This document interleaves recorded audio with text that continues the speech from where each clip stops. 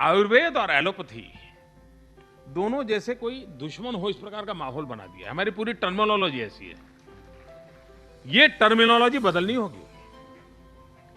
हम भी तो विवाद करते रहते, भाई आयुर्वेद जो है वो मूल से बीमारी को दूर करता है और एलोपैथी तो भाई ऊपर ऊपर रिलीफ करता है। और हम तुष्कारते हैं और फिर खानगी में वही करते हैं। जब तक हम ये ना कहें कि भाई एलोपैथी एक रास्ता है, लेकिन आयुर्वेद ये जीवन पद्धति है, ये वे ऑफ लाइफ है। हमारा पूरा फोकस आयुर्वेद को एम्फेसिस बदलना होगा। हम एलोपैथी के साथ संघर्ष का चेहरा लेकर के चलेंगे तो उस लड़ाई से हमें फायदा नहीं है। हमें फायदा इस बात में है,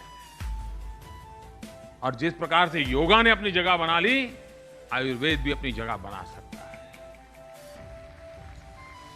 अगर नई बीमारी आएगी तो एलोपैथी वाले संभाल लेंगे, लेकिन बीमारियां ना आए वो तो आयुर्वेद ही संभाल सकता है।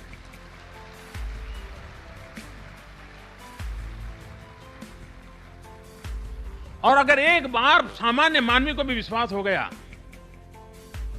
कि हां ये रास्ता है। आप देखिए, बड़े से बड़ा डॉक्टर क्यों ना हो, सर्जन हो, लेकिन उसके घर में अगर पोता होता है और पोते को दांत आने वाले होते हैं और अगर लूज मोशन शुरू हो जाता है तो शहर का सबसे बड़ा सर्जन भी होम्योपैथी के डॉक्टर के यहां जाता है उस बच्चे को गोलियां खिलाने के लिए, ताकि उसके दांत आए और लूज मोशन ना हो। यही होता है ना। वो अपना रास्ता छोड़ करके अपने बच्चे की भलाई के लिए रास्ता बदलता है। विश्वास बहुत बड़ी चीज है। मैं एक घटना से बड़ा परिचित हूं। मैं गुजरात में रहता था, तो वहां एक डॉक्टर वणिकर करके, अब तो उनका स्वर्गवास हो गया, बहुत बड़े, शायद वो गुजरात के पहले पैथोलॉजी के एमएस थे और विदेशों में पढ़ करके आए थे। उनका पैथोलॉजी लेबोरेटरी चलता था। उनके परिवार में, रिश्तेदारी में एक बच्चा बचपन में बीमार हो गया, बहुत छोटा बालक, शायद 2-3 महीने हुए और कुछ ठीक ही नहीं होता था। तो एक वैद्यराज के पास ले गए।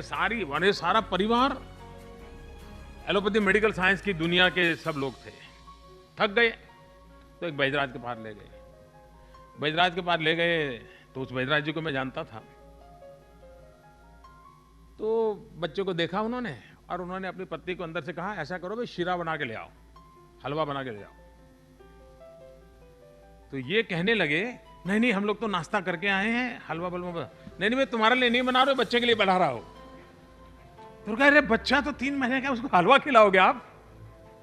लेकिन जो भी औषधियां वगैरह डालनी होगी, उनकी पत्नी को मालूम होगा, वो 1 चम्मच भर हलवा बना करके ले आई। और उन्होंने खुद ने, वैद्यराज जी ने, उस बच्चे को उंगली पे लगा लगा करके तो उसके मुंह में चिपकाते रहे। उसको थोड़ा आधा घंटे पर कोशिश करके थोड़ा बहुत डाला। 3 दिन के अंदर उसके जीवन में परिवर्तन आना शुरू हो गया। ये डॉक्टर मुझे लगातार बताते रहते थे कि हम एलोपैथी की दुनिया के इतने बड़े लोग हमारे अपने पोते को ठीक नहीं कर पा रहे थे। उन्होंने 1 चम्मच भर हलवा खिला करके उसको बिल्कुल से एकदम से सशक्त बना दिया। कहने का तात्पर्य है कि इस शास्त्र में कोई ताकत तो है। मुसीबत हमारे भरोसे की है। एक बार हमारा भरोसा हो जाए तो ये ताकत चौगुना हो जाएगी और जगत इस वे ऑफ लाइफ के रूप में इसको स्वीकार करेगा, और उसके कारण हम स्वास्थ्य की दृष्टि से एक स्वस्थ समाज के लिए, और दूसरा सबसे बड़ी बात है, ये सस्ते में सस्ती दवाई, महंगी दवाई नहीं है। मैं भी अब इन दिनों जब चुनाव में भाषण करता हूं, गला खराब होता है तो मुझे 50 फोन आते हैं, आप ऐसा कीजिए, हल्दी ले लीजिए, हल्दी ले लीजिए। अब वो करने वाले को मालूम नहीं है कि हल्दी खाने से गले को क्या होता है क्या नहीं होता, लेकिन उसको मालूम है गला खराब हुआ, हल्दी ले लो और आप भाषण करते रहो। कहने का तात्पर्य है कि इतना सहज व्यवस्था हमारी विकसित हुई थी, उसमें फिर से एक बार प्राण भरने की आवश्यकता है।